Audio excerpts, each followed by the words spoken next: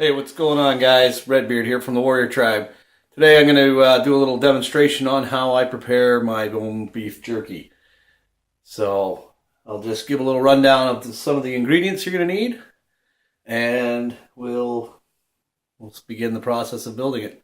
Anyways, let's have a look at the ingredients. You want to use a lean cut of beef. This is outside round. I often use eye of round. Flank is a good piece as well. But you don't want anything with too much fat. Dehydrated fat, it's got a bit of a yucky taste in my opinion. So I'll trim off any surface fat before I cut this meat, but you want something with a lean, intermuscular type of fat. Turn on the lights, there we go. Okay, so I got a couple of good deals on some outside round today, so I thought I'd cut those up and get the marinade mix made. So for my marinade, I like sort of a sweet and spicy beef jerky with a lot of flavor. So I use a dark Asian soy sauce, really cheap stuff. Works really well.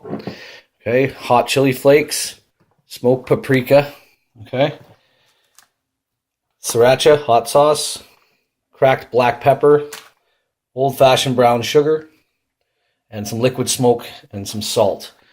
I'll mix up those ingredients, and I will leave the exact measurements in the comments below. And yeah, we'll mix that up and see where we're at. All right. So now that we got those ingredients all incorporated together, we will slice our meat and get that all marinating. And I'm going to want to get that marinating for at least 24 hours. If I can go 48 hours, it's even better.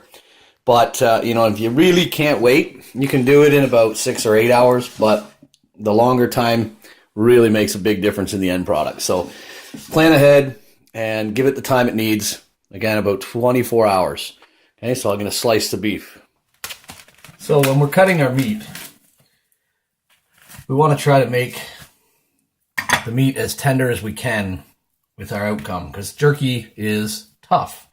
So if we can help it along by cutting against the grain, that will really help us have a little bit more of a tender jerky. So this is the grain. So slicing it this way will make for a more tender slice. If I cut it against the grain this way, it will make for a little bit of a tougher piece. Okay, so all I have to do really is just cut this into manageable sizes, like something like that, lay it down, and then I can cut it against the grain to make that nice tender piece. And I like to cut it about this thick. You know, about as thick as you'd have a slice of roast beef at dinner. And then that marinates nice and dehydrates into a nice size piece. Okay, so I'll continue cutting all this, and then we'll get to the marinating.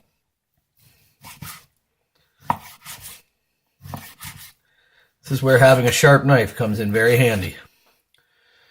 You can go thinner if you like it thinner, or if you want to do a quicker marinade. I'm just going to throw them right into the marinade over here.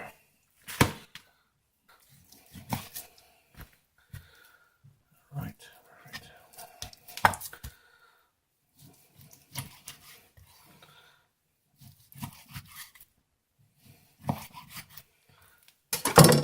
Nice looking beef. All right, so once you got all the meat sliced up, all you got to do is get it into that marinade, and don't be afraid to get your hands messy. You know, make them sure they're washed, of course, but just get it all coated, every bit of that meat.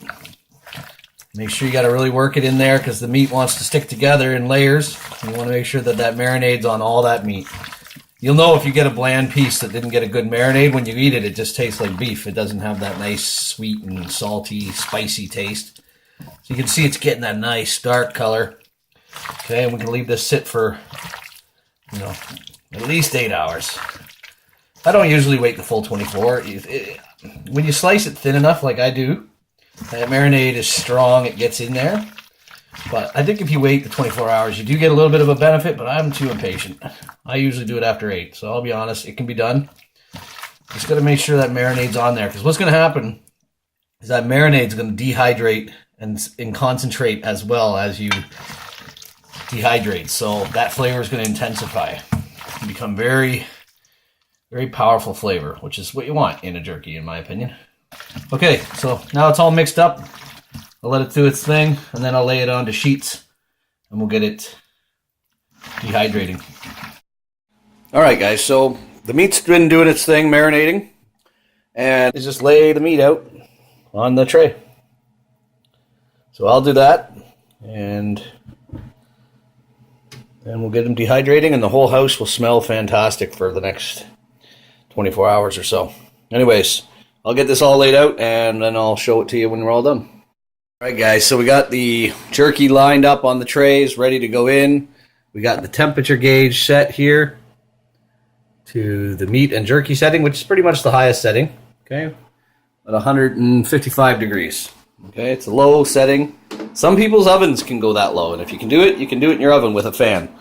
But this is the easiest way. You set it, just walk away, makes your house smell awesome. Let it run at least probably 6 hours. Start checking it, and every hour you determine whether you want to keep it going, get it dry, or if you like it a little bit wetter. It's totally up to you. 4 pounds of beef, maybe down to a pound of beef jerky. But it's tasty, and it's worth it. So anyways, guys, I hope this video was helpful and useful for you to have you try making your own jerky. If you don't have a dehydrator, it's definitely a good piece of kit to have. You can dehydrate fruits and vegetables, meat, all kinds of different things. Great way to create camping, survival, hiking food, that sort of thing. And it's just a lot of fun to experiment with. So anyways, thanks for watching, guys. Stay tuned for the next video.